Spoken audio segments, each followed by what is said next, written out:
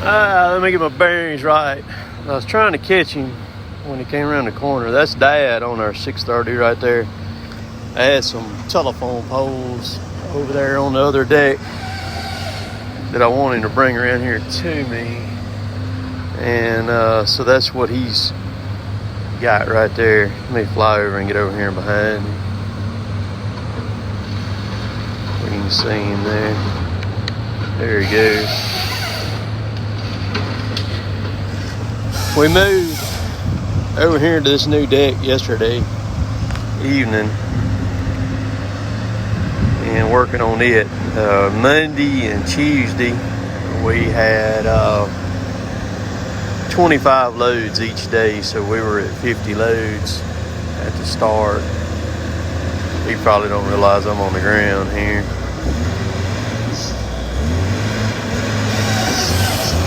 So our quota for this week is just 80 loads. We're going to try to work it to where we can at least get 90 loads this week. I don't know whether we will or not, but it should get us through Thursday. That's our goal, is to run all the way through Thursday. You can see Chad and Kevin right there. So hopefully we'll make all day Thursday. I don't think they'll take wood. Like I said the other day in a video, the wood thing is very confusing with what the price of, or what some areas have seen a huge increase in prices of wood, of lumber, and we're still on quotas and all, and it's not exactly making a whole heck of a lot of sense. So I'll just leave it at that. Just put it this way, there is somebody in the food chain that is raking in some money right now. The loggers and the landowners are not.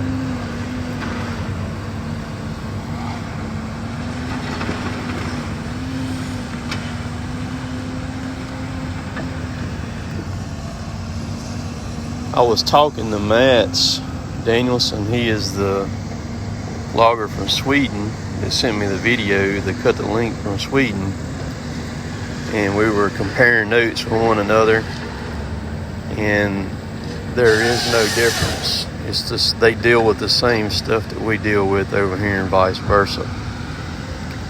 Alright, so here's the normal deal that all of us that hunt and working outdoors and everything deal with. This is not a stage video. I got to do this anyhow. This is one of my shooting lanes right here. We're going to take the Husqvarna battery powered pole saw here. The one I have is the 530 IP4, which is this one right here. And we're going to trim up these limbs. I ran this thing the other day a bunch, and I'm down to 3 bars on the battery. I didn't charge it up, just left it like it is.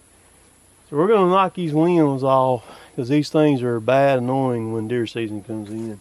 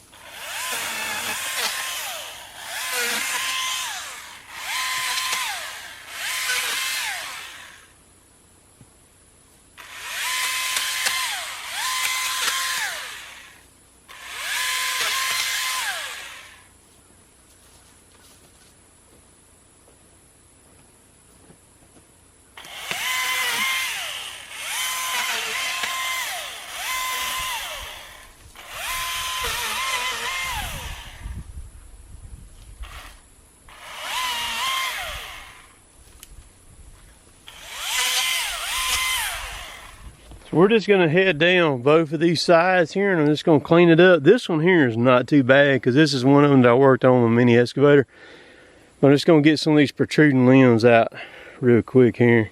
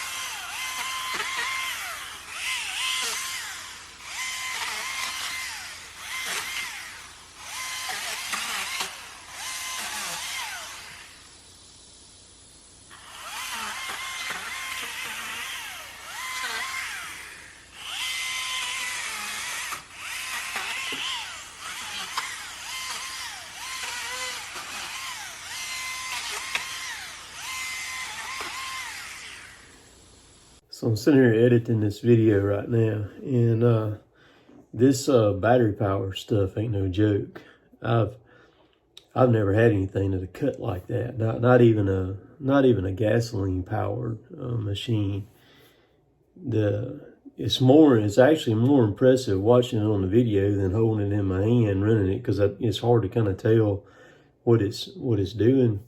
But as far as performance, I've had a lot of people ask me the difference between, you know, if I'm going to do a comparison video between the Milwaukee and the Husqvarna.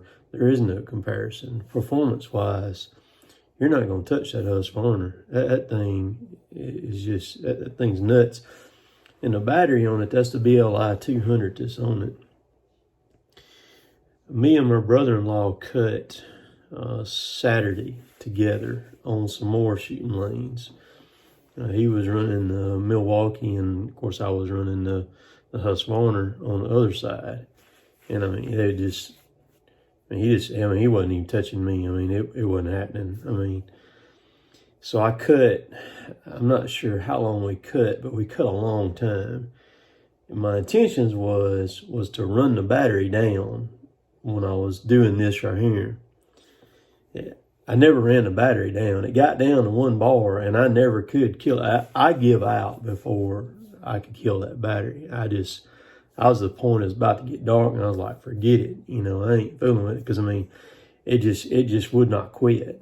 And I was running on the highest setting too, to where it would run the battery down quicker, and it still wouldn't run. You have 2 settings on that thing, but if you're looking for performance, that is your machine right there. That thing is no joke. And it doesn't matter whether you're cutting something the size of your finger or you're cutting something, a full cut, a 10-inch cut on it. It cuts the same. I'm talking about it just flies through it. So enjoy the rest of this video. I got a cool gift, very cool gift from Mr. Robert Reynolds. And when you're seeing it, I found them on Amazon. So I've got them both listed on Amazon. They've got a small version that's for under 55cc saws that'll fit like the 550 XP Mark II, or, you know, or a saw that size. And then they've got an above 55cc saw that'll fit the 572 perfectly. Even with the large dogs on it, it'll fit it. So check out the rest of this video. This is a special gift from a really cool guy that I've had the opportunity to be around multiple times now, and and I talked to him on the phone too, Mr. Robert Reynolds, just a super guy over in Conley, Georgia. So enjoy the rest of this video. We'll see y'all. So let's open this thing up. This is from Mr. Robert Reynolds over in Conley, Georgia. I have a sinking suspicion by the size of it what it already is here. And if it is, these are pretty slick.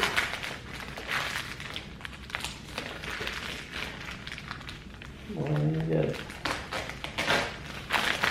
taped up good. Oh yeah.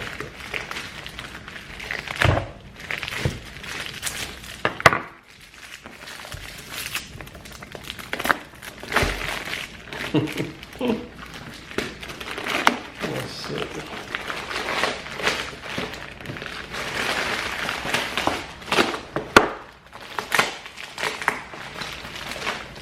Man, you got this thing. Make sure that taped up really good. I think.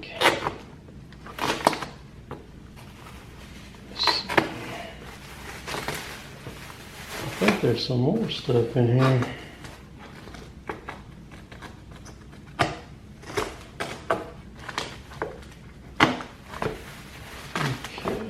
Alright. Oh.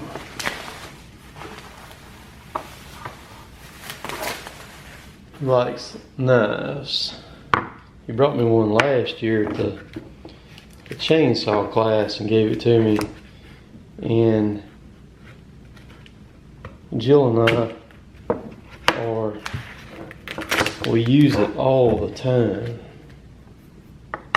We got to take that. I tell you right now, he's into sharpening them He's got some real high-end tools that he uses to sharpen with. It ain't your normal. It ain't your normal sharpener. Let's see this thing open here because they're gonna be razor sharp. I'm gonna go get those stitches today.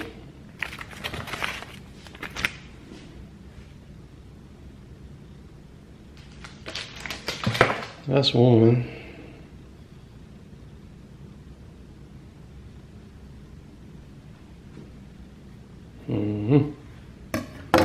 Okay. Let's get the other one open here.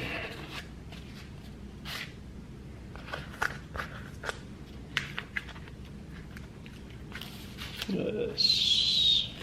There we go.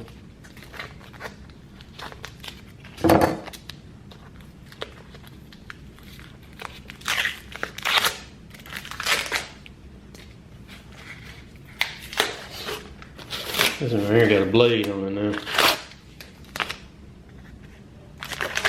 That was one thing I hated this year, not getting to go to the blade show over there in Atlanta, because I like knives a lot. Let's see.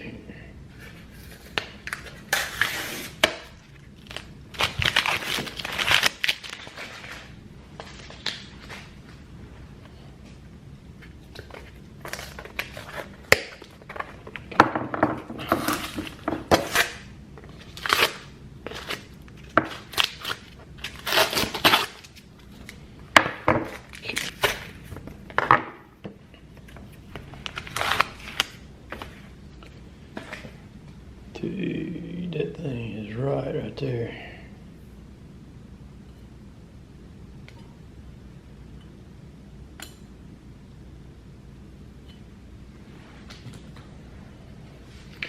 I like these two. I like the size of them. Hang on, I'll show you. So here's the one he gave me and Jill last year at the saw class of this one, and then he sent this one. And this one right here. Okay. Alright. We'll get to the black things here in a minute. I'm checking these knives out first. Let's see here.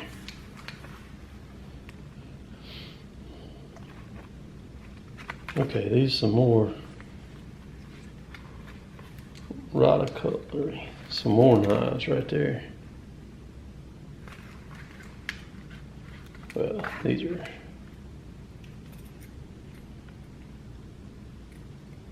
sweet. Very cool.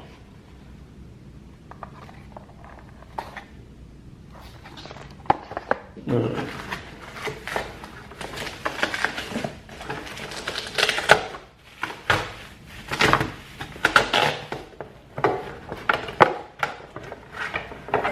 All right, so these things here, you're probably wondering what these are. So this is for a large saw right there. You set the saw in it. So like if you're traveling or something like that, and you can set the saw in it. That way, if it drips any oil out of it or anything, it'll catch it in this sealed pan right here. And it comes with a bungee cord that goes over it, holds the saw, it keeps it attached to it, so you can pick it up, and the plastic part stays with it. But the first time I'd ever seen these was at the saw class last year. He brought several of his saws had these on. Here's the bungee cord that goes over the top of it. So that's very cool. So they come in different sizes. Here's one. This one right here fit the 572 right there, and here's like a 550 size right there. Or 372 size saw right there, big saw. All right, so I just dug these things up on Amazon. You can get them on there. I list them in my Amazon link there. The big ones are $24.99, so $25, and that's free shipping on them too. So if you have a saw that drips oil, or you want to transport them in your car or van or inside, these are very handy for that, because it won't allow no oil to get on anything. it's kind of like a diaper for your chainsaw. So, very cool. It's kind of funny. Some chainsaws leak oil and some don't. I mean, it just depends. I mean,